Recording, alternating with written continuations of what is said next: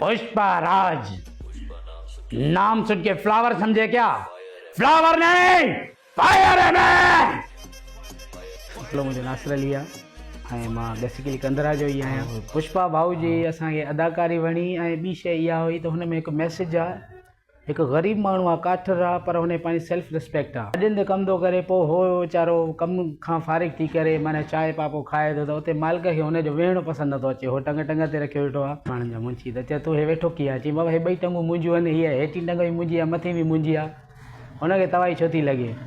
तो ईअं ई कमु करिणो आहे, तोखे अकड़ घटि करणी आहे। अकड़ घटि न करणी, मूंखे पैसा ॾींदो आहे, मज़ूरी आहे ॾींदो आहे, बाक़ी मुंहिंजे वेहण करण आहे मूंखे न ॾींदो आहे।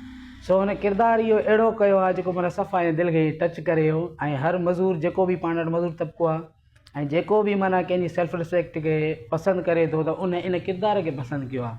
ऐं इहो किरदारु असांखे एॾो वणी वियो जो मां चाहियमि त असां हर इंसान जे अंदरि पुष्पा हूंदो आहे। छो जो इंसान खे पंहिंजी इज़त खां मथे कुझु बि न हूंदो आहे। किथे बि कमु करे थो, कंहिं वटि बि नौकिरी करे थो, पर पंहिंजी इज़त सां करे थो। अगरि एक इज़त न मिलंदो, रिस्पेक्ट न मिलंदो, उहो कमु न कंदो। सिंधी ॿाहिरि जिथे बि कमु कंदा, जंहिं बि शोबे में कंदा, उन्हनि खे इज़त मिले, उन्हनि खे शोहरत सां गॾोगॾु इज़त बि मिले। टीम कमु बि करे थी, आवारा टीम 555 जे नाले सां ऐं सैयद वारिस अली शाह 555 जे नाले सां असां कमु था कयूं।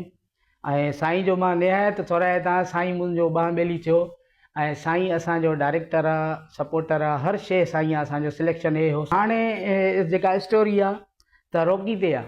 हाणे इनशाला तव्हां रोकी गेटअप में ॾिसंदव मूंखे। मां थोराए तो आहे कंदराइन जो जेके बि अवाम आहे उन शहर खे असां वेंदा विसारींदासीं त पोइ अॻिते कीअं वधंदासीं।